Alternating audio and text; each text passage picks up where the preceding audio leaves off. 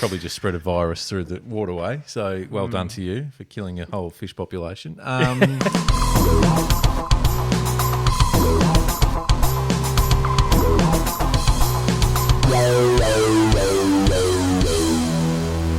Hello, everybody, and welcome to The Deep Drop. This is a fishing podcast.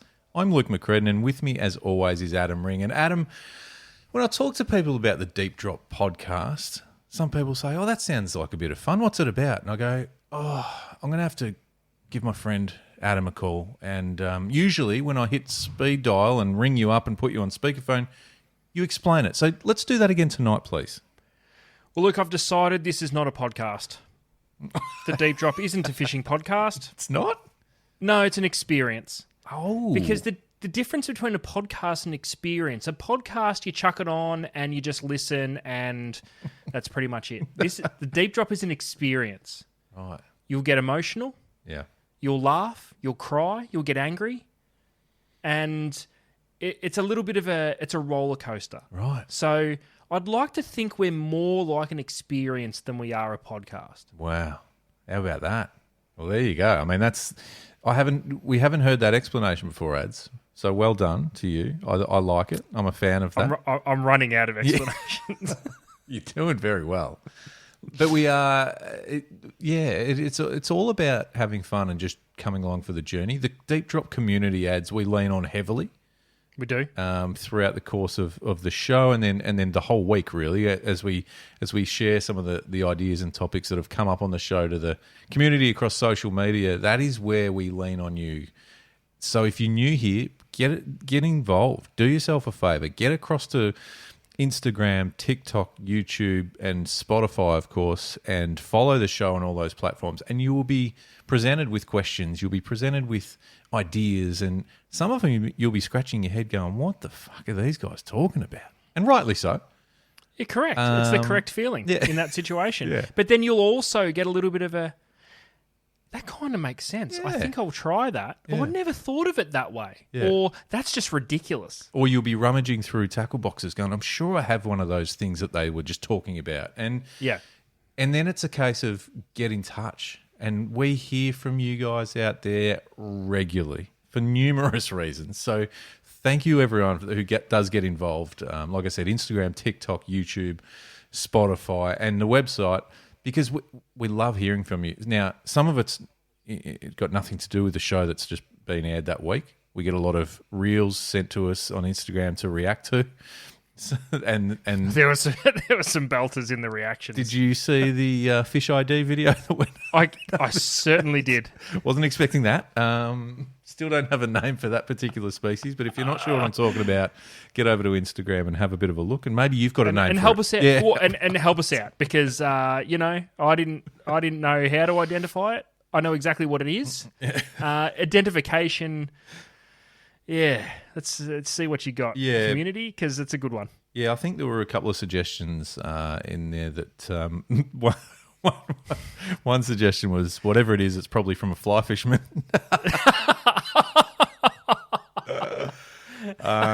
There was a suggestion that it's a native fish from Bangkok called Gigantus coccus. There was a schlongfish was maybe one of them.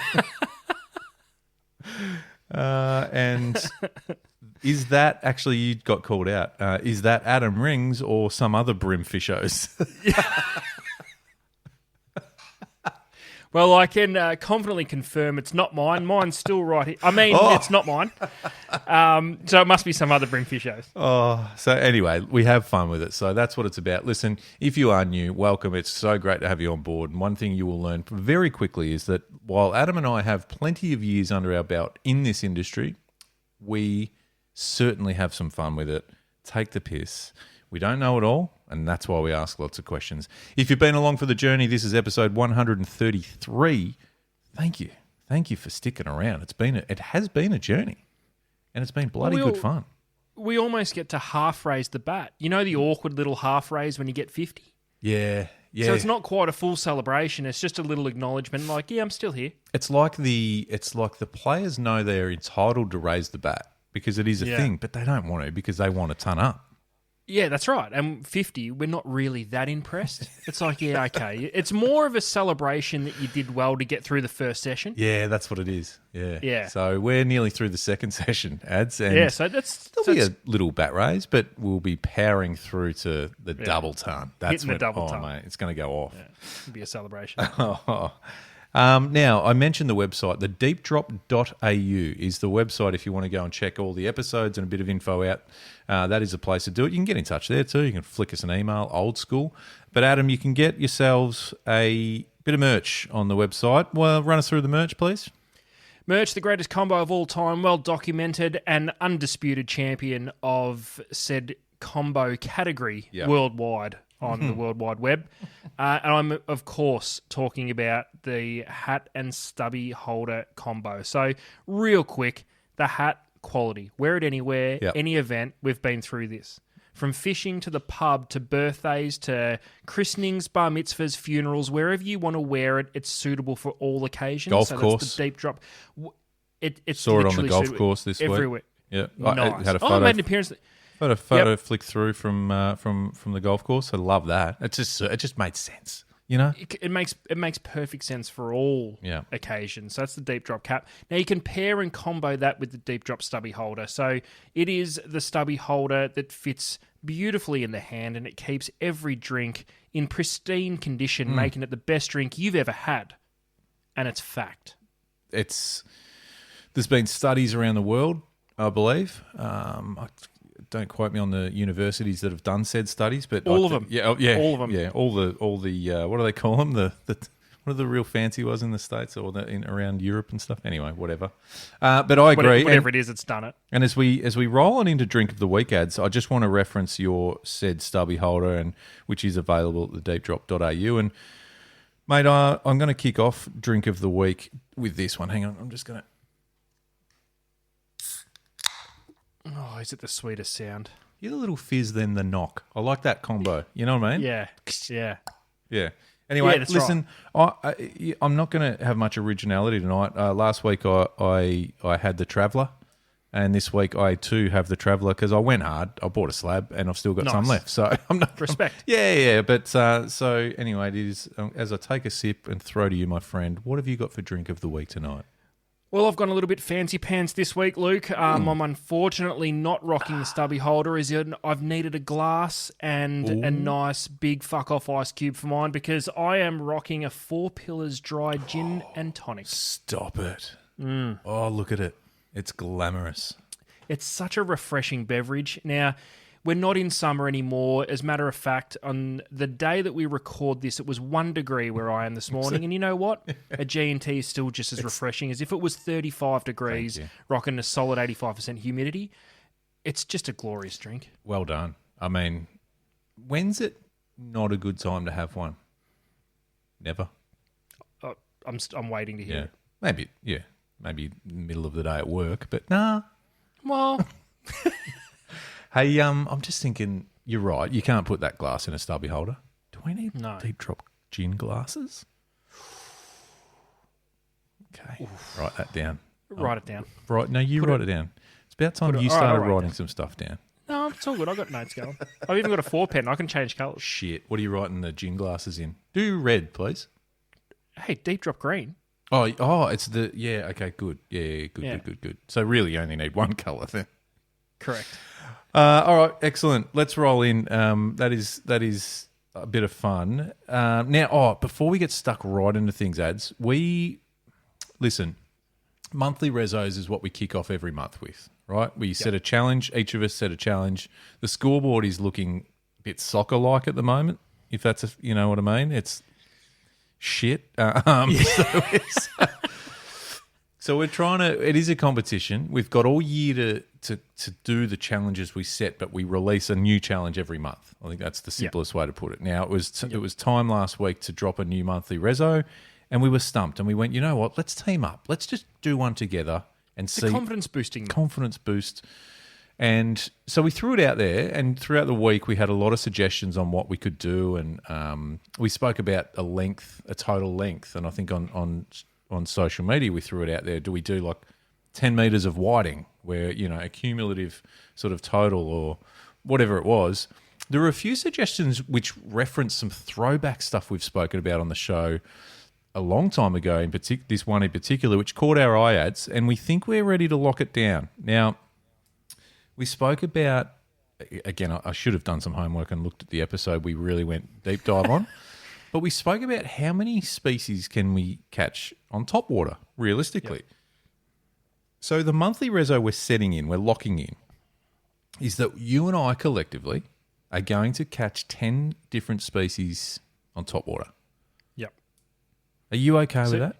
No, I'm okay with it. It's exciting.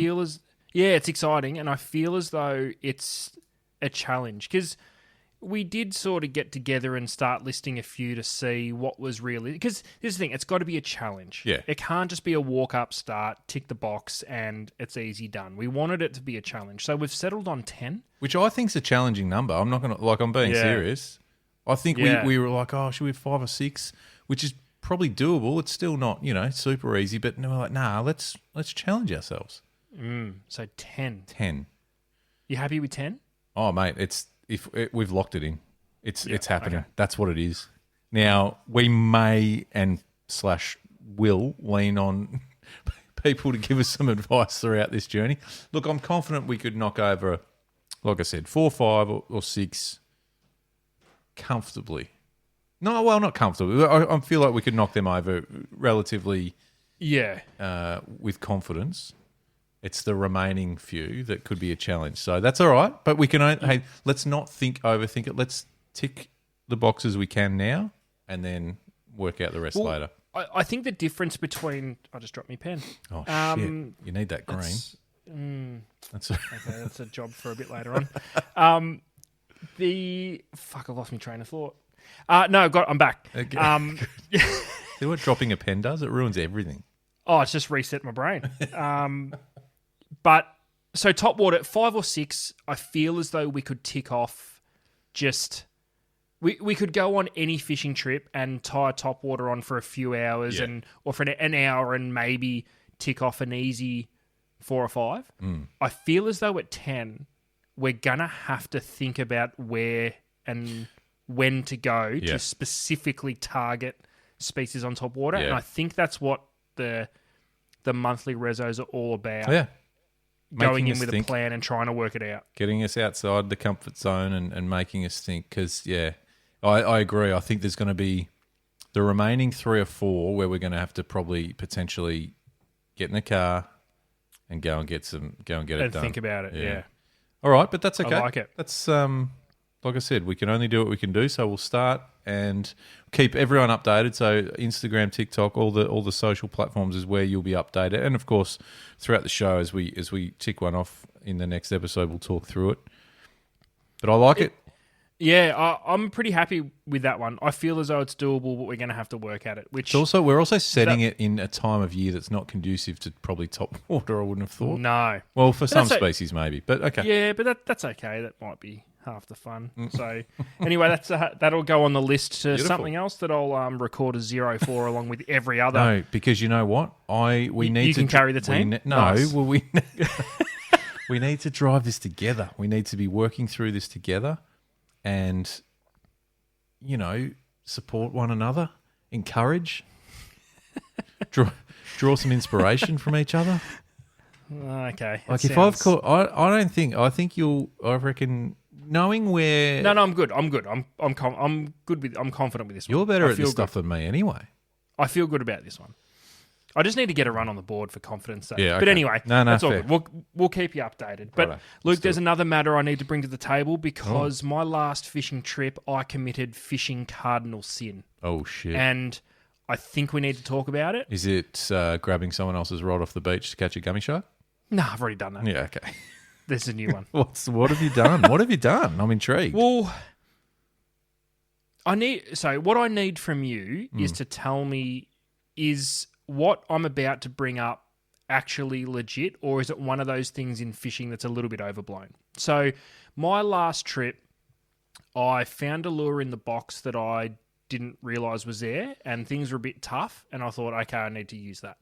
Pulled it out of the box to discover that both the treble and the set of assist hooks hanging off the back Right. had what's best described as quite a bit of rust on it. Right. Okay. So do you know what I did? You changed them out for new hooks? I definitely didn't do that. I just tied it on. Did you?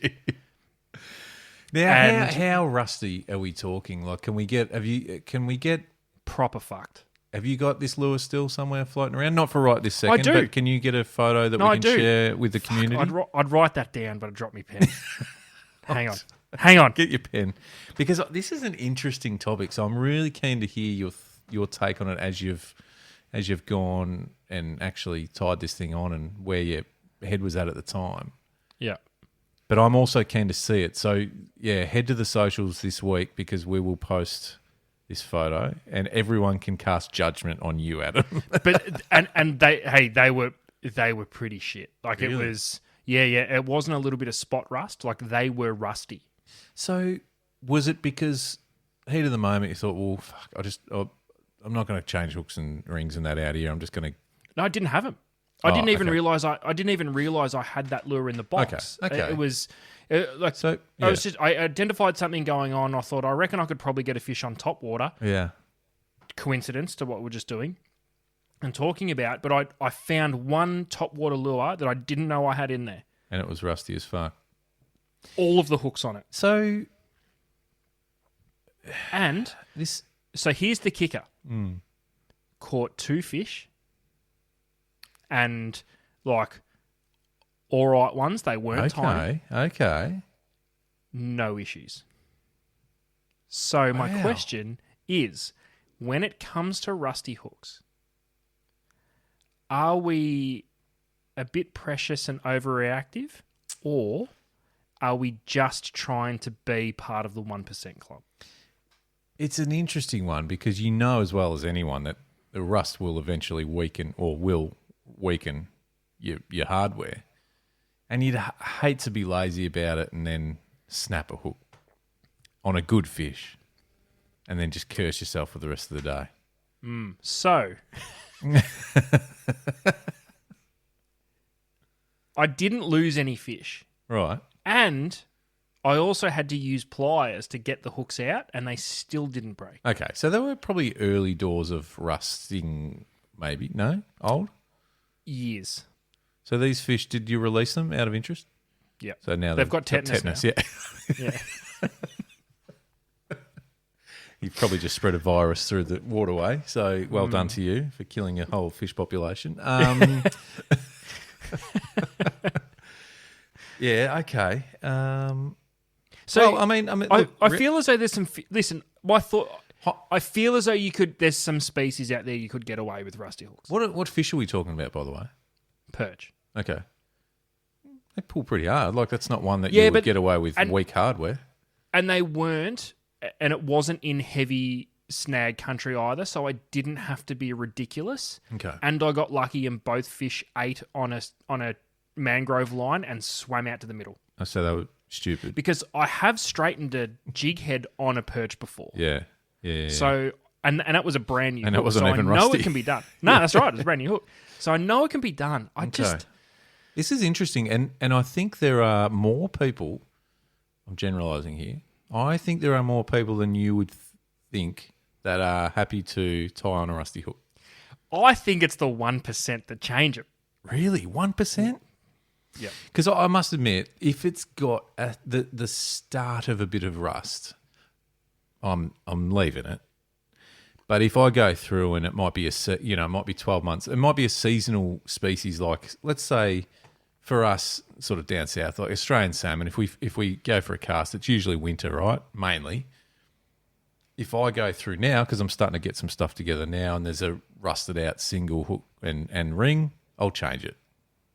that look, good call. That look was great, but only because it's like, and maybe there's a bit of, I'm not snapping a hook on a salmon. Like, come on. Well, this is what I mean. I think it's species specific. Yeah, but if you went out casting stick baits at and poppers at GTs and fucking. Oh, if there's rust on it, you're not throwing it. You're not throwing a rusty hook. What about, okay, there's so many scenarios here. And we do this. So this has kind of become a bit of a thing that we do. Let's go through some species. Let's do it. List them. All right, and I'm not just going to use lure hooks here. I'm going to use bait hooks. So I'm going to start with snapper. You've got your bag of pillies and your bag of silver whiting. You're heading out for a snapper fish. You go into your terminal tray and you grab a 5/0 octopus hook and it's rusty. Not fucked out completely, but a bit shit. It looks shit. But then you realise they all are. I reckon you're probably going to get hurt by a good fish. Not because... So this is also the other interesting thing. I'm not expecting a 4/0 or a 5/0 octopus hook to snap in half because there's a little bit of spot rust. Where I would be worried is the hook point snapping off. Yeah. But to the point where you don't even really notice it. Yeah. It's just that, because snapper, hard mouths, especially if they've been in the bay for a little bit, you know what I mean? The teeth are working, the jaws are in nick. Yeah, and we've all caught enough snapper that we know that the sharpest of hooks are always a better hook. And I know it sounds ridiculous, it sounds so obvious, but a sharp hook can make all the difference. Because there's some species you can get away with a bit of a blunt hook, really, let's be honest. All right, so, okay. So casting hard bodies at brim and perch, as you were sort of doing. Perch, yes. Brim, maybe not. So I think by the sounds of this, you're taking a fair bit of consideration by the fish's mouth. Correct. Because I'm looking the way they feed. I'm looking at snapper and brim, and they've got a very similar mouth. Perch don't really have the teeth and bony structure. They're just all lips. Well, this is where I think you could... Mick Jagger style. Yeah, Mick Jagger, yeah. I think this is where you could... Oh, and maybe I'm wrong. Because it depends. If you're fishing say a jig head, single hook plastic, there's a little bit of rust. I don't think you've got too much to worry about with a estuary perch. Right. 2 trebles on a hard body, possibly. Yeah. Because if those implosion feeders, we see what Barra and cod do to trebles. I think if you get a couple of trebles on either side of the mouth, I don't think a perch is going to have any issues in sorting out a rusty hook, whether that's snapping off one arm of the treble or whether it's knocking off a hook point. Brim, hard mouth. Yeah. And we've also covered on previous podcasts of the deep drop that I think it also depends on how you strike. Yeah, and you are a ferociously aggressive striker. Yeah, I'll try and break a brand new hook on the strike. Yeah. So, but what are we really saying here? What are we really talking about here? Are we suggesting that how many people have? Well, this is kind of a secondary question. How many people actually have a back stock of trebles and rings? You know what I mean? I've got one, and do you know how many times I've been to it? Doesn't sound like many. Not many. The only... Oh, no, that's a lie. But should people... Is this... I guess my point is now, it's really not hard, and I'm not trying to be funny. It really isn't hard to just change out a hook or a treble or a single. No. And you should change them. So is that what we're landing on? We're kind of trying to find excuses to be lazy and not have to change. But I still don't think it's that crucial. Nah, that's the point that you're sort of suggesting. That's interesting. Yeah. Barra? Change them. Got to change them. Murray cod? You said Change before, them. change them. What about, some of the reef species up north, up in Queensland? Oh, change them. Oh, yeah, change them. All right, well then, what species would you not? Trout. Yeah. Okay. That's perch, apparently. Trout. But King George whiting? Nah, wouldn't change it. Okay. Which is weird because you could make a case, change it. So what if your skirt has a... Don't change it. No, I knew you'd say Why? Because it's fucking way too much work. Got to get the crimping cores out, crimps and spaces. It's a whole thing. Chuck the skirt out. May as well. Your skirt. It's as good as fucked. But why? It's just the hook that's damaged. Doesn't matter. It's still right. Nah. Are you gonna change it? Yeah. And we're probably bad examples of that because you and I collectively have probably rigged 7.5 million fucking skirts over the journey. So the thought of doing that now just makes me go, no, I'm just buying pre-rigged for the rest of my life. Don't care. Yeah, okay. What about speaking of, not so much lures, but pre-rigged, pre-tied rigs? Oof. If you sort of, whipped out a snapper snatcher or a whiting rig or something like that, and the hooks are a bit, I think you'd just fish it because I think the idea of means you just got to tie your own rig. Of course I would, but I think you got to be prepared for shit to go wrong. Yeah. What about a species I haven't mentioned yet, which is super super popular, flathead. Nah, not changing them. Really? I thought you were going to go the other way there. Lures.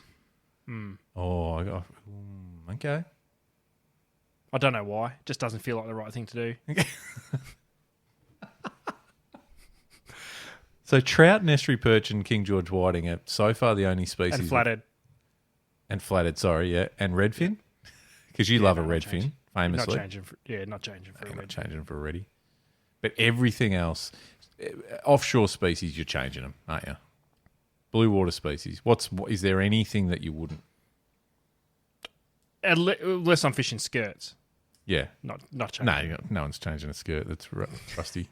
I've seen a lot of rusty hooks on skirts over the years. Fine. But they're and they're such a thick gauge hook for the most part anyway. I know. Okay. All right. Like it's almost a high five moment if you snap one of them. Yeah, it's a good effort, isn't it? Yeah, there's lots of times what about, and it leads me to a question that we had during the week actually, on Instagram. I'm just going to bring it up because, as you know, sometimes you like to be prepared, but often I'm not. So I'm just going to find the message. Here we go. Question was how used is to use. So this is a very similar sort of along the same lines as the rusted hook. How used is to used for soft plastics. And I think we all know what that means. So we've all, had a plastic that's had a chunk bitten out of the side of it from a fucking toady or a tailor. You're asking the wrong dude here. Or we want all opinions. Or you've got a tear up the front of it because, whatever. Will you, firstly you, Adam, and this is to the community too, will you use that for as long as you can keep it on the hook? Yep. Or are you quick? Because I think there's two types of people in the world. You, Adam? And the rest? No. I reckon there's the people who are quick to rip a plastic off because it's slightly out of shape or it's got a chew mark in it or something, and put fresh ones on like a lot. And then there's those that will just use them until they can't even put them on a hook anymore. Is that where you sit? No, I think I'm kind of in the middle. If there's some damage to it that significantly changes the action, as in if a toady bites the tail off a wriggler, I'm changing the plastic. Yeah. Or if there's a solid bite out of the back of it, I'm changing it. Yeah, okay. Having said that,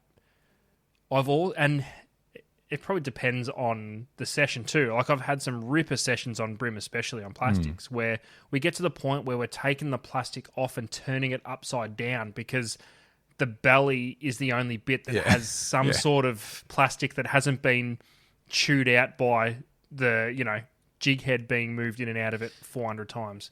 Yeah. But that's more just taking the piss. That only happens if it's a red hot bite where you could throw whatever you want and you don't need much action. I had a situation like that recently. We were talking about fishing up north for queenfish where we were basically just burning jerk shads back to the boat, and I got to the point where it was chewed. I think a trout might have come up and bitten the tail off it or something. So it was just the body. And then the hook was out the end, and I just went, I'm casting it again. It's essentially a gulp Ned rig. Like there's nothing on it. There's nothing on it, and got eaten. It's more bait than plastic at that point. Yeah, so I was okay with it. So it's a good question, and just shout out Jasper Davis for sending that through on Instagram. Good on you, Jasper. I think it's a great question. Jasper's also sent a photo of A plastic that he's... Now, this is next level. I didn't realise this at the time. How users to use for soft plastics. I like to stretch mine as far as possible before I have to put a new one on. In brackets, the photo has cable ties on the front. Oh, yes. That's next level. But that's going to more effort than just putting another plastic on, isn't it? Like, that's wild. Wow. But it's the front of it that's been chewed up. So the tail, this particular, it looks like a flick the plastic bait. looks in pretty good nick. Yeah, but the... looks like an old Yakka flick bait. It does look like a Yakka flick bait, doesn't it? Mm. That's cool. Extra points for that. So it's... I mean, I'm not putting a cable tie on it, Jasper. I love your effort, and I love that you love that plastic so much that you would cable tie the front of it together again. But I'm with you. I think... especially grubs or anything that has a tail that you kind of need to have action in, if that gets chewed up and bitten and fucked, then you got to change it. You got to change it. Even with a wriggler, if I find just a couple of mil from the tip has been snipped off, I'll change a plastic. Right. Okay. And if a paddle tail, for example, has a bite or a chunk taken out from not necessarily the paddle, but just along the tail somewhere, which could really drastically affect the swimming action, I think you have to, because it's kind of a waste of time otherwise. Yeah, chunk out of the top end, I'm okay. As long as it sits on that. Changing. Yeah, okay. It's weird. I'll fish with a rusty hook, but I can't have a bite out of the the bit out of the plastic that doesn't mean anything. I pictured you to be just stick a hook in it somewhere, and it doesn't even matter how it swims. Nah. So okay. No, that's interesting. It's fascinating. I think it's how used is too used. Well, it all depends on what's been used and damaged. And it does depend on how the session's going too. If I've caught a heap, I'm probably not too worried. But if I'm sitting on a 0 or I've caught 1 or 2, I'll change it. You kind of you don't want to. You want to take every opportunity to catch a fish. We've had a session, Adam, on snapper where it was so ridiculous that I think at one point you just pinned a pilchard or half a pilchard on a jig head and just not even straight and just threw it in and got eaten. That was ridiculous. That session. And I think there were plastics getting rigged like that too, just like literally just banging the hook through it. That's one of the best snapper sessions. That is the best snapper session I've ever had in my life. That was pretty ridiculous. Crazy. Yeah. I think we've spoken about that before, but they're the ones that make you go snapper fishing. And I've never emulated that session. That was just ridiculous. But that was the first time. That was the time that we were convinced that we could have caught them on top water. Yeah, because we were getting hookups in straight away. As soon as those baits were hitting the water, they were getting eaten. And we were in like 12, 14, whatever. Yep. Well, it would have been 12 or 14, an even number. Correct. Yeah, we sure as shit weren't in 11 or 13. No one fit. They don't exist. It doesn't. It's like a wall. It's like an angled. It goes 10 meters, 12 meters. Yes. There is no 11 or 13 or 15. No, ever. No. So anyway, look, love that message, Jasper, and it does sort of line up with what you were saying about the rusty hooks too, Ad. So keen for everyone's thoughts on that. Rusty hooks, discuss, and how used is too used for a soft plastic. Yeah. Don't mind it at all. Now, Adam, we haven't heard much from management over the last few weeks, but he has sent through an audio. It's been good, eh? Well, you've enjoyed it. He has sent through a few text messages to me. Have you not been receiving those? No. Okay. Okay. And gifts? You haven't been receiving gifts? Okay. Must be just me. But he's been out in the street again, and he said, give it a whirl. He did say, heads up, didn't get much out of this one, but I'm trying. Well, that doesn't fill me with a lot of confidence. No, I'm excited for this. Okay. Anyway, so he went to, all I've got here is he went to the footy the other day, the MCG. And I'm like, is that the right place? Anyway, let's just have a listen. I've got no idea what's going to happen. All right, I thought I'd come to the MCG to get a bit of feedback on some monthly resolutions for the deep drop. So I'm just going to... Excuse me, mate. Excuse me. Oh, what's your walk through here. What are you bloody doing, mate? Sit here. We're a bit of a restless crowd. Excuse me, sir. What's going on? I'm here on behalf of the deep drop. I'm watching the game of footy, mate. Fucking sit down. No, I just wanted to quickly ask you a question. No, fuck off. Yeah, okay, righto. Moving right along. Excuse me, mate, what do you think about monthly resolutions that the boys are trying to put together? Monthly resolutions? What the fuck are you talking about?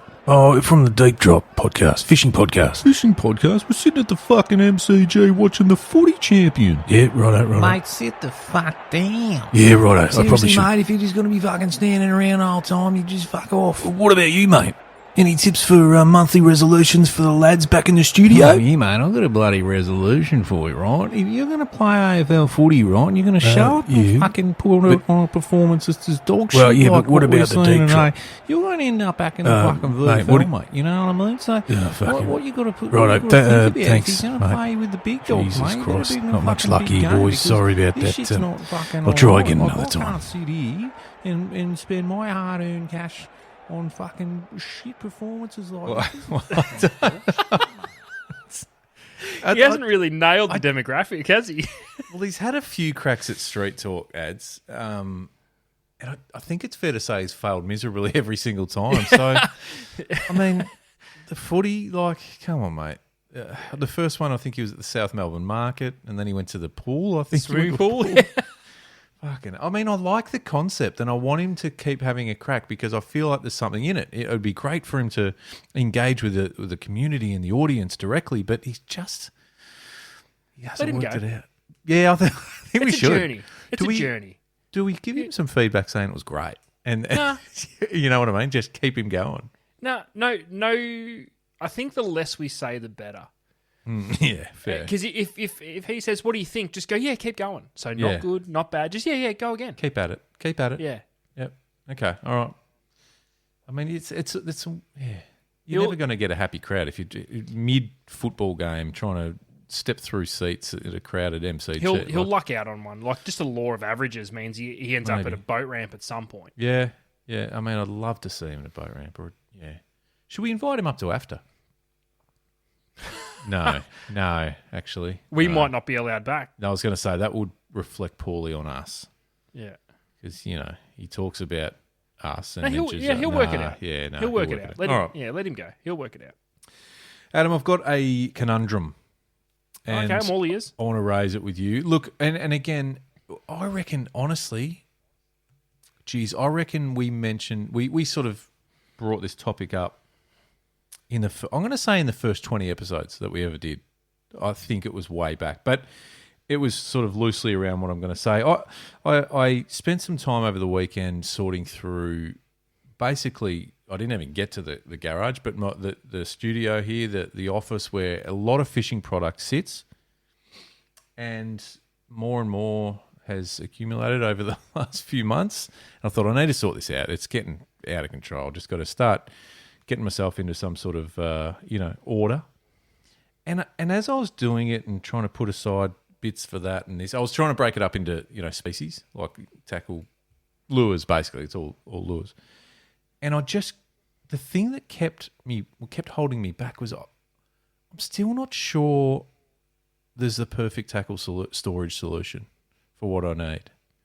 And I know, and it made me think about way back when we've discussed this. But so I kind of wanted to ask you and the community tonight a bit about what you're using and some suggestions, because honestly, I've basically just left piles of product lying around ads.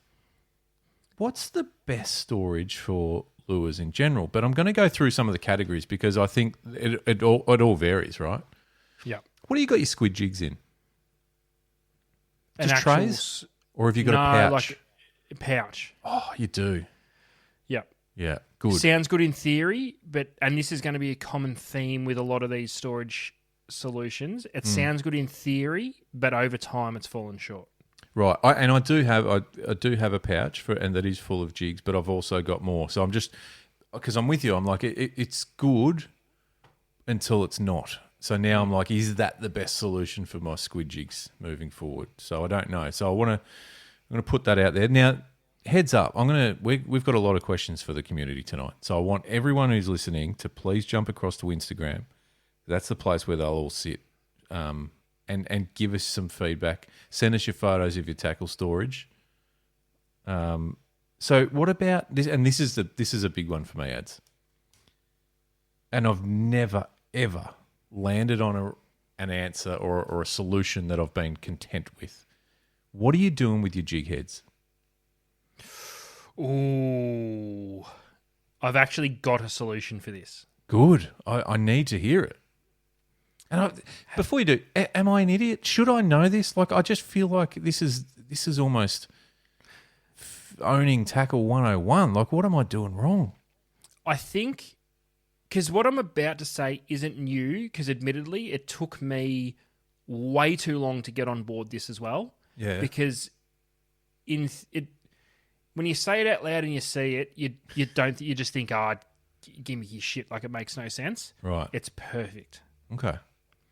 For jig heads, if everybody out there who's got a wide selection of jig heads isn't using some sort of split foam tray, you're doing yourself a disservice. Right. Is that it?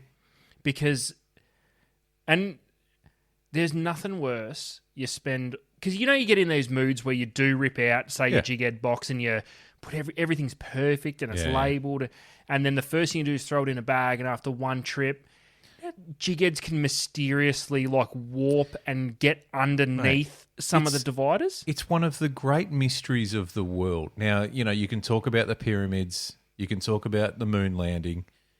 The one that stands out above all of that is how a jig head in an enclosed box with solid plastic walls can move from one compartment to another. It's fucking mind-blowing. Yep, and it sometimes is not even the compartment directly next to it. No, doesn't matter. They end up everywhere. Mate, I'm waiting for the day that it just changes boxes into another box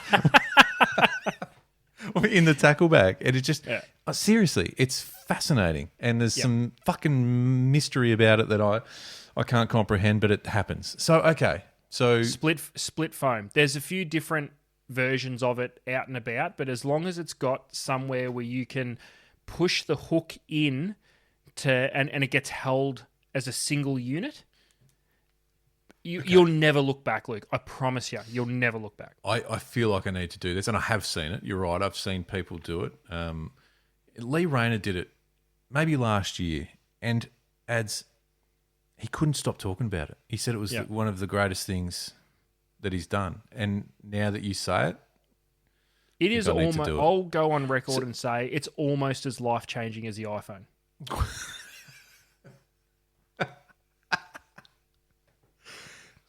All right, I got to do it. Yeah, okay. I need to find one of these trays and do it. I know there's a few out there. I definitely know that. Okay, that's stop number one. That's perfect. That's stop number one for me. That is what the first thing I'm going to do, because Good choice. So everything from no packets that you fucking around. Okay, cool. And they pin and they stay put. Yep, it's a little bit. It can be a little bit hard and a little bit sketchy with some of the fine gauge smaller hooks, but 100% worth it. Okay. It's so doable. Tell me about and I know this is a huge can of worms, but hard bodies in general, right? Ooh. Now, obviously, you'll have if you do lots of different types of fishing, like you might have a box for your brim, box for perch, it might be a box for barra. I don't know, but is it just a case of how do you do it in an orderly fashion that you can reach into a bag and go, here's my crankbaits for what? Do you know what I mean? Are you doing it by brand? Are you doing it by color? Are you doing it sort of by I don't know. How are you doing it? Generally by style, and there is one thing that ruins any form of hard body storage that ruins it for absolutely everyone. What? And it's trebles. Yeah, trebles. Because I still think a traditional tackle tray is the best way to store them. And you're just going to have to find your colour, pull every single lure out because they're all fucking connected together. Yeah. And you take them to the lid, so you open and you have the lid on top, and you shake the fuck out of them until it comes off. It's the only way. Yeah. Oh, yeah, good. And listen, that's something that any lure angler has battled with for many, many years. So I guess I'm probably more curious around how you organise them. Is it just in application, in style? So, okay, good. Yeah. No, I'm on the right track with that, but I just need more trays. I just think that comes down to it too. More trays. Do I use a big tray? Do I use smaller trays and really, separate them out that way? Fucking hell, that shouldn't be this confusing. No, it shouldn't be. But the problem is, and where we're always going to have to admit defeat, and I think the sooner that we admit defeat, the better we're all going to be. Yeah. It doesn't matter how well you organise your lures. No. It doesn't matter. Doesn't matter. Because your very next trip, you're going to want to take half a dozen lures out of 6 different trays. So you're gonna separate them, and you're gonna go, it's all good. I'll just put them all back when you get. You're never ever gonna put them back. So everybody write that down. Let's be real. We're just being open and honest. You are never ever gonna put them back where they belong. So don't even pretend that you're gonna do it. But then you use one, and you're like, I'll put it back, and you're like, oh, but it's gonna rust out every other. Yeah, which isn't a problem for you. It doesn't. Yeah, so there's 2 things you can do. Yeah. There's 3 things you can do. You can either not give a shit like me and just fish with rusty hooks. You can cut the lure off when you want to change it and just piff it in the water and get rid of it because it's essentially dead to you. You can never use it again. Dispose of it responsibly in a bin. You leave an empty compartment in each tray. And you know what I used to do? The used ones, so that they all just hammer each other and not the ones that you're never ever going to use. Do you know what I used to do? When I was doing more blue water fishing than I do now. But you might remember this. But I had a Plano spinner bait box, which had all the holes in it. You know those ones? Do you remember? And they were full of holes, or maybe the bottom was just holes. Oh no, some of the hole there was those Hydroflow ones. I've actually got a 3700 size one. Oh, in the tray. Okay, yeah, right. So anyway, this was more of just the box, and anyway, that became my cut the lure off and dump them in their box on the boat, and then at the end of the day, you just blast it sort of with fresh water to wash them all down. I mean, that's some sort of solution. Sounds good in theory. But then, do they go back? Do they go back to where they originally were? Probably not. No, they stay in the wash box. I think you touched on something there, right? And you're so right. This is where I come undone. I could be as organised as anything at home, right? I've literally looking at about 10 or so boxes sitting there, and it's topwater perch, it's trout, it's all individually perfectly laid out. But when it's time to go, I'm like, well, I'm not taking that huge tray, because I'm wading a trout river. So I need a smaller box that still might have a dozen hard bodies in there. That's fine, but I don't need 20 or I need a dozen because I cast off and I hit trees and I fucking lose lures. So is the scenario there that you have your home storage solution and then a travel sort of almost a pile of empty travel trays? Yep, 100% yes. All right, that might be that. 100% yes. We might have just answered what I was asking all along. But again, it's not perfect. No. Because then you sit there for 3 days before a trip trying to work out what lures you want to take and you still take way too many. And you're never going to put them away. You're never going to return them back to those trays. So it's I honestly think there's no perfect solution. Though I do have a question. Yeah, fire away. Does anyone ever still use those plastic treble guards? Wow. And they had different colours for different sizes? Now, I don't know. I don't personally. But I can tell you, without giving away too much, they're still a very, very high-selling item. Bullshit. Guarantee it. I can show you. I probably really? Won't, but I can. Yep. I have data to prove it. If I went fishing with a mate and he produced a lure that had the coloured plastic treble guards on it, I'd be like, dude, what's going on here? Yeah. It'd be up there with gloves. Yep.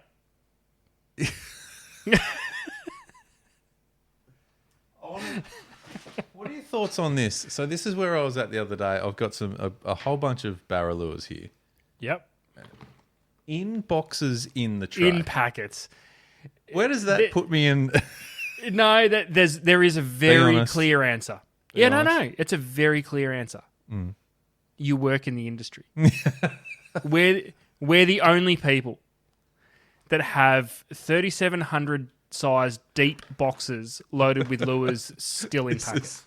This is jam-packed of lures still in packets as Because well. if this one here. anyone else was this is doing my- that- This is my stick baits for perch. Look at that. It's actually a Rapala tray. Yeah. You might have given me that. It is. Prototype, so just Is it? hush a little bit, please. Lucky this isn't streaming live. Oops. Tim's in France at the moment. Who No, cares? it's fine. Yeah. Yeah, correct. Yeah, by the time he gets back, they'll be out. Yeah. So They're a good tray, by the way. yeah. If you've got more of them, flick them down. They're a great solution. Mate, you've got one more than I do, and I work for the company, so you're doing a hell of a lot better than I am. Yeah, no, look, the boxes inside the boxes are probably me just jamming them in there for now, trying to work out, But, okay. If you're doing that, you either work in the industry or you're a tournament fisher and you're buying 12 of the same fucking colour of one lure. I'm certainly not a tournament fisher, I can guarantee. Now, Our monthly resolutions suggest we don't fit into that category. I thought you were going to say monthly resolution should be fish at tournament. I mean, let's save that for 2020. I was going to say, I can't even get a casual tick on any of these, let alone an official one. Oh, man, I was about to open a major can of worms then. Just I'll write tease it it. down. I'll tease it. Can Write we, it down. 2026, do a tournament, me and you? Just one. Just to see. It'd be pretty funny. Or do we nominate ourselves as non-boaters and we're in different teams? No, we're not doing that. That's ridiculous. I'm not doing that. Mate, I'm not serving someone lunch while they fish. Is that what happens? Surely not. Non-boater, they do what they're Now, told. there is one more before we move on, and I know we're very excited to get to the top 6, which is next. One more that I'm always a bit... I don't think I've ever found a good solution for is soft plastics. What are you doing with your soft plastics? And I'll tell you what my solutions are in a sec, but I want to know what you're doing. At the moment, I'm rocking I don't even know if I'm happy with it. I'm essentially You're not. rocking, Of course you're not. No one is. I'm rocking a Coles or a Woolies Tupperware container that is the width of a packet of plastics. Yes. I have 3 full containers at home full of unopened packets of plastics, and then I've got a little zipped bag that I'll sift through that and take what colours I want, and I'll put them into a zipped bag, and that's where I'm at. I've done everything from taking them out of the packets and putting them into tackle trays to those ring binder. I think Z-Man do one like that. That was awesome for about 35 seconds. No. Then, mate, I don't know. So, I'm glad you don't. Well, I'm not glad. I want you to find a solution, but it makes me feel better because I don't know either. And I don't know what the answer is. I too have some of the Decor Telfresh containers from Woolworths, and they, you know what, they do the job. They actually work all right. Now, you know why, and I don't want to get too brand specific because obviously there is one brand that leaks an absolute mess, but it is a great product. And I have Gulp in one of those sealed containers because it actually does pretty well at keeping it all together. Doesn't matter what you do with Gulp, you're going to get juice leaking somewhere. Yeah. But then the likes of Crush City or some of these other I just never know what to do, and quite often they end up just loose in a bag, like in a like a tackle bag, just thrown in. Well, the one thing but that's not a solution. No, and there is no solution. The only thing the biggest thing I've learned through the journey with soft plastics, once we started entering the TPE world, leave them in the packet. Yeah. Because some TPEs will react with the plastic of the actual tray and just end up like fucking slime. And I reckon, early doors, I went through a phase of taking them out or I can't remember what brand it would have been. Well, it was I used to do it with my squidgies. They were okay because they weren't TPE. The colours would bleed a little bit, so you couldn't mix the colours. And even now with all of them, you don't mix the colours because some of them are okay, but some of them will bleed. Yeah. But they're okay. But anything TPE, leaving the plate. So TPE, for those that don't know, the really stretchy ones that are practically indestructible. Yep. There's heaps of different brands of them. Leave them in their packet. Yeah. Because they'll find a way to just fuse together or melt or eat through the tray. Okay. Or, So the solution to soft plastics is there isn't one. So just it's do a what shit you can. fight.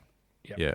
Don't underestimate. But I don't know, maybe there's something in that. Maybe whatever, these decor brands in Woolworths are doing, maybe, I'm just putting it out there. If the tackle company wants to do it. It's just a tub. Yeah. What did you think of the what did you think of the, like, I think Berkeley did them, the clear, you could get them either just a single, so they hold, you could fit, say, 20-odd packs of whatever. The bag, zip bag, was exactly the same size as, say, one packet of plastics, or they had a double where you could sit them side by side. What did you think of them? Oh, the zip up. They were like the little shoe they're just bag a clear, almost. just a clear. Yeah. What do you think of them? I like them. I actually had a couple. I think they've discontinued them from memory. Which is weird because I feel as though I still think those tubs are the best way to keep them at home. Well, I felt those bags were pretty good. Well, they were the travel bag. I thought they were pretty good to take fishing with you. The problem 100%. is the zips just get eaten alive by they rust and fuse together. But what did you think of the old Ziploc A4 binder things? Remember you used to have them back in the day, and you put all your plastics in them, and the fucking thing would get that chunky that you couldn't zip it up. You couldn't zip it up.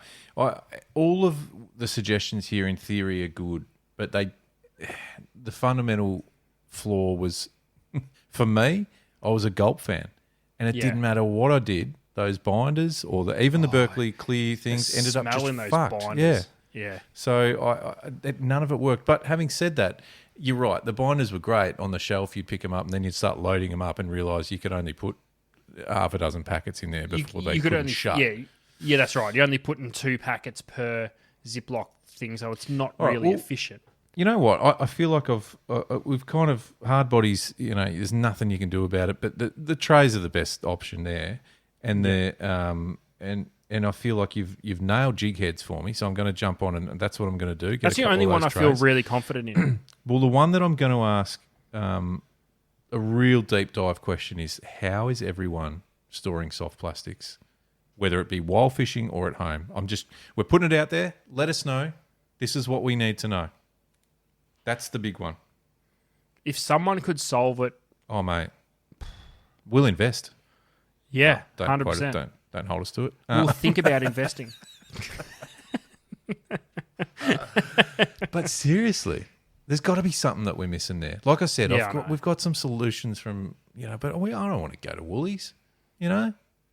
It feels weird going to Woolies to buy tackle storage solution. Unless you're buying barbecue shapes at the same time, and then that makes perfect sense. Or a you're already Powerade there. Or a Raspberry Mars bar. It's, all Raspberry Mars bars were like $1 the other day. Did you get 12? Yep. Good plan. And Jesus, they're good. All right. Well, that's good. Okay, beautiful. That's going to be a good one. I'm going to finally get a solution from a soft plastics. I'm relying heavily on the community tonight. Yeah, I'm very interested to see what they say about soft plastics too, because I'm comfortable with what I've got, but am I happy with it? Probably not. Yeah, that's a good way to put it. All right, ads, you know what it's time for as we round out the show. It is this.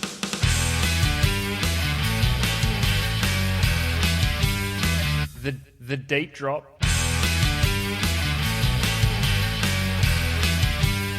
Top 6. That's a big statement right there. Made some big statements tonight, haven't we? We have. And we've requested some bigger answers. So there you go. Top 6 time. Thank you everyone who gets involved in these and giving some feedback and their thoughts and opinions. Oh, I think back to some of the ones we've done over the journey ads. Shit AFL team names is still getting talked about online. There's still some debate in the comments section. We've been questioned about our sort of morals, and that's okay. But no, look, I see it around the workplace. You see it in the street. People are talking yes, steak and mushroom was my favourite pie, or Stacey's mum was a banger of a one-hit wonder. We did And get it some was. feedback on the one-hit wonders, actually. And Ooh, got a few extras for me? well, there was a negative one that came through as a message saying, you guys don't know what you're talking about. Lifehouse had heaps more hits. Said like, you only. Whoa up. Name one. Didn't realise the world's biggest Lifehouse fan listened to the Deep Drop. I know, right? We've just struck that one fan. Fucking hell. Front and centre of all 3 concerts they ever did. And they only played that one song. No one got back to us with another Wheatus song. I just don't think they ever did one. And why would you? Exactly. Go out on a high. So, yeah, so Lifehouse. And I think The Calling was another one that said, no, they had a couple of bangers. I'm like, no, they didn't. Sorry. The Calling nailed Wherever You'll Go. And they just cashed in and fucking went on And holiday. left. Yeah, retired. So anyway, so I love it. But it's good. It's good. That's what we need to hear. So keep all that coming. And tonight, ads, we're going for a meal. Tonight, we're going through the top 6 pub meals. Yes. So many to choose from. There's a couple that I don't think you can argue with. But ultimately, I think this is going to be an interesting top 6. It will. It will. I'm happy to hand over to you, my friend, to kick things off. I don't think there's any shame in any suggestions here tonight. It's a pub meal. We all enjoy a pub meal. You can grab yourself a pot and sit back and enjoy the ambience of a pub. Well, I'm going to open up with the most obvious, and it wouldn't be a top 6 pub meals segment without mentioning this one. So I'm just going to get it out of the way, and it's a Parma chips and salad with a side of gravy. Now, the side of gravy can be optional. I go there all the time, but it must be a Parma chips and salad, not vegetables. That's weird. Parma chips and salad, and it is Parma, not Parmy. Now, this is the only bit of, I suppose, this first selection, because 100% at Parma, it's just you couldn't have this list without it being on top. But it's the only bit that could be a little bit controversial is the Palmy Parma. And now it's a regional thing, isn't it? So is it New South Welshmen will call it a Palmy? And they're wrong. Or I don't know. We'll have to, we'll hear it. We'll hear about it. Parma, Palmy. Sure. So just to recap, number 1. Parma chips and salad at number 1. Now, yeah, good. Yeah. It has to be on there. It's sort of almost like the top 7, because that's just number 1. Yeah. Now, okay, no, good. Listen, this is pretty basic as well, but I feel like you can't go wrong, and usually someone on your table is going to have one. So number 2, steak. And then and then when it comes to sides, it's up to you. I'm okay, like you said, Parma, you don't have veggies, but when you have a steak, you can. Okay. You know what I'm saying? Yeah. Oh, yeah. No, I'm with you on that. Yeah. Yeah. Now, I know that's a very broad brush statement. Lots of different types of steaks, lots of different, ways to have them cooked, and lots of different sauces. What's your go-to cut? But I'm just putting it out there that I love a porterhouse. Yeah, nice. Yeah. Solid. And I'm not too fussy. I like a mushroom sort of a sauce. Yep. I like a peppercorn sauce.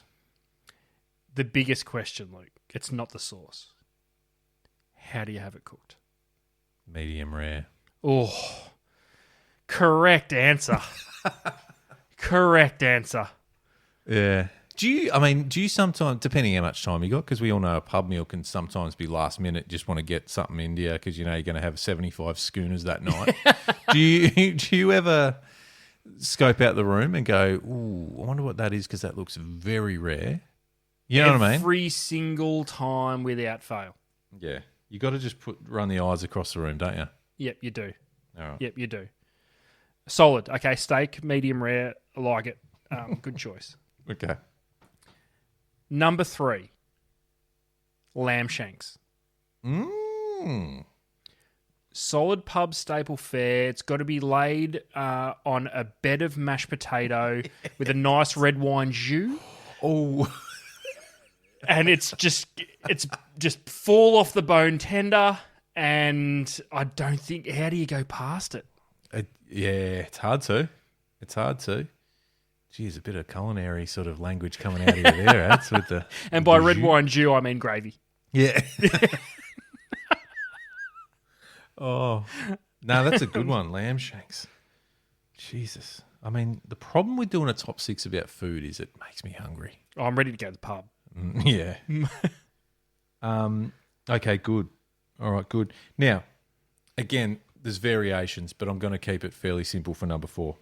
Number 4, a burger. Yeah, nice. And I'll say beef burger because I know a lot of good pubs might have a, a spicy chicken burger, might have a, fish burger or something like that. Beef burger. Yeah, and nice. your little, often a little sort of cup-looking situation with chips in it, The little basket type. Little basket. Yeah, I like a basket. Yeah, a little bit of fancy presentation. Bit of presentation. Yeah, it doesn't hurt, Yeah. So take that on board, pubs. If you just do a little bit of a basket arrangement, I'm good. What's your standard burger accompaniments? What are you going in there? Bit of bacon? You an egg on your burger type, dude? Look, I'll have a look at what the standard beef burger is, and I'm usually open just to leave it as is. I won't necessarily I won't have anything removed. Oh, mate, this is why we're friends. Yeah, because you just get it. You just get it. You're not going in there saying, "Oh, can I have that?" But I'll get you to take out the lettuce and add a slice of onion. No, come on. No, you won't. You'll just have it. If anything, you'll have it as it says, or you're adding something to it. Correct. Because it's still quite surprising and somewhat un-Australian that there's a few burgers that still arrive with bacon as an optional extra. I feel as though it should be standard. It's not an option. Get it in there. But you need to add it in some cases. It should be there. Look, I'll put my hand up and say if it's not, I'm not going to make a fuss. I'm happy with just your basic beef burger as well when it comes to that sort of thing. So yeah, nice, yeah, nice. All right, I'm going there. Number 5, the flatty tails. Oh, okay. So are we calling this fish and chips? Well, oh yeah, we'll roll with fish and chips. If you can find flatty tails, just say yes. Otherwise, you're probably eating stingray or bassa. But that's okay as long as there's enough tartar sauce to drown the taste out of it. But a nice deep fried flathead tails comes with a side of chips. There's a little bit of greenery just for looks more than anything. A bit of rocket or something. And a couple of slices of lemon. And usually within the rocket, there's maybe one cherry tomato, like randomly. It's like put them in or don't. You know what I mean? If cherry tomato is going to feature, make it fucking feature. Yeah, that's right. Don't give me a half a cherry tomato just because it breaks up the greenery. Fuck. Anyway. Yeah, good. Fish and chips. Yeah, I mean, fish. Look, and I'm just going to list it as fish and chips because I think that is the pub menu. But you're right. If you've got an option to pick and choose. Having said that, maybe it's the industry we're in, but you do often question what you're eating when you order fish and chips, aren't you? And it's why you're always a little bit do I or don't I when you skim through the menu and you see seafood basket or the fisherman's basket. You're like, oh, do I trust a pub scallop? I love a basket, but oof, what really is that? So really depends on what you're doing after the pub. If you're settling in for a pub meal before the footy with a few schooners, probably don't go to the fisherman's basket. No, But if you're just out with a fam and you're going home afterwards, no worries, run the gauntlet. Yeah, because you can hit the can if you need to. That's right. It's right there. The dash for cash can just be straight down the end of the hall, not trying to find an empty cubicle at the MCG, which is just not an option. No, it's not an option. Yeah, no, good call. It's a sometimes meal. It's a sometimes order. Yeah, no, the fish and chips I think is a staple. You can have it whenever and you're pretty safe. I'm going to round this out, and it's not... I get a bit funny with this because of, again, what we do, but it is an absolute staple. Number 6, calamari. Yeah, nice. You know? Yep. It's there. It's often... It's probably the one where you're not even that hungry. You've nailed it. So You've nailed it. I really don't need to eat... There is a salt and pepper calamari. Yep. And it's popular and when you can find it on the entree and the main section. So you see, generally you'll see it in the entree, but it's got a little price for a main size, like main portion after. Often you'll say, I'm not hungry, I might grab the calamari. And as you order it, you go, oh, just grab it, give us the big one, the main. and it's just a mountain of calamari. Yeah, And you're never getting through it. no, But the reason I say I get a bit funny is because I love, we're fortunate enough here that we can get a feed of calamari 5 minutes down the road, and you can't beat that. But at the same time, this is my next question. How many times do you think you've ordered calamari from a pub and it's actually calamari? I don't know. Because But I'm telling yeah. you, I never knew there was that many 4-kilo calamari swimming around No, in our local. yeah, Mate, they're arrows, mate. And you know what? It's still glorious. It's still all right, and it's a Yep. sometimes thing. It's like fish. I don't often order either fish and chips or calamari, but calamari would be ordered more for me than fish and chips. But Yep. it's usually a snacky type arrangement. It's that perfect. I'm not sure if I'm hungry or not, Yeah. or it's that awkward 4:30, 5 o'clock meet at the pub before the footy, or before whether you're going to a music concert or you're just going to catch up with the boys. Smack some cala down. Yeah. Yeah. A couple of schooners and a Side main of- portion of calamari. Yeah, yeah, good. All right, hey. I think we've probably covered 6 of the most commonly ordered meals. I might be wrong. There might be more. So just to run through them. Number 1, Parma. Parma, correct. Yeah. 2, steak. 3, lamb shanks. 4, a burger. 5, fish and chips, and 6, calamari. I'm we happy with missing any of any? those. Are there any Well- honorary mentions? I think there is, and I think the roast of the day sometimes goes a bit unsung. You know what I mean? It's something about It's roast not for of the me. day It's just not for me. Yeah, I think it's. I reckon it would be it would be on high rotation with a lot of pubs and a lot of punters having a feed. we're going to find out how many senior citizens listen to the Deep Drop. Yes, we are. Yes, we are very soon.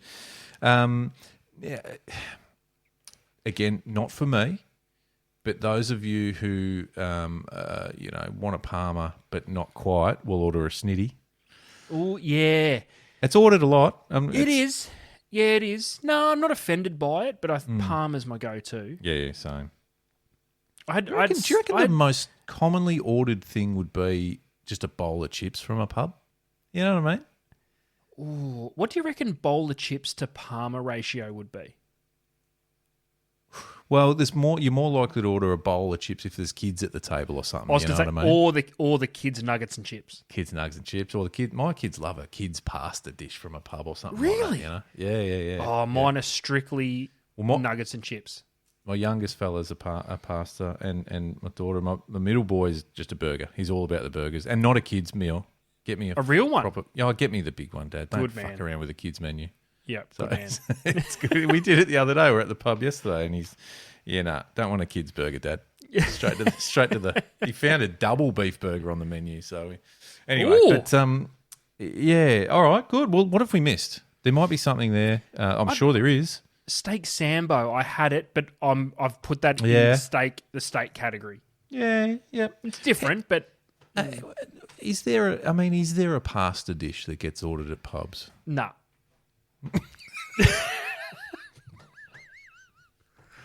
A salad? Is there anyone having a Caesar salad? Pretty sure they're not. I mean, that's what kind of you're getting on the side of your fish and chips, isn't it? I don't know. Maybe a risotto here and there. That's what I was thinking. The ladies. Hey. And I don't mind a risotto. I'm just throwing it out there, but it's not. I don't think I've ever ordered one from a pub. No, I've not. No. Okay, but I think that's a ripper. I can't wait to go to the pub next. Yeah. We'll take one of each. We'll just go 1 to Why 6 not? at the pub. Yeah, even if it's just me and you, we'll be right. We'll why get not? through it. Yeah. Eventually. But let us know what have we missed, or how do you rate it? And again, no particular order. We're just putting them out there. Yeah, Well, we just put Parma's them out number there. one. Yeah. Parma's number one. But apart from that, no particular order. And geez, we could almost then ask the question at Australia's best pub. Oof. That's a whole other episode. Yeah, that's a series. That's a series. It's a It's a I series. love a pub. I love a pub. Yeah. Pub. Good atmosphere. Righto. Well, that's about us. We need to wrap up. So we've landed on a monthly reso ads, which are going to see us out for the rest of the year. We are hitting top water. We want 10 species. That is the challenge for you and I combined. So we're doing this together. This is the first one we're doing together. Happy with this one. 10 species. So mate. Geez, we've done it a week late because you were catching some on top water the other day. So get back to where you were and knock a few of them off. I'm happy. Rusty hooks. discuss How far do we go? Yep. How far do we go with rusty hooks? How used is too used for soft plastics? Yep. And tackle storage. I think I'm okay with everything we touched on, but I really want to put it out there to the community about soft plastics. How are we storing them? How are we travelling with them, on a boat or land-based or whatever it is? And finally, the top 6 pub meals. I think there's a ripper 6 there. So let us know what your thoughts are and what you think and if we've missed anything. And as always, keep in touch. Get across Instagram, TikTok, YouTube, Spotify, the website, thedeepdrop.au. Adam, that'll do us. We'll see you next time. Peace.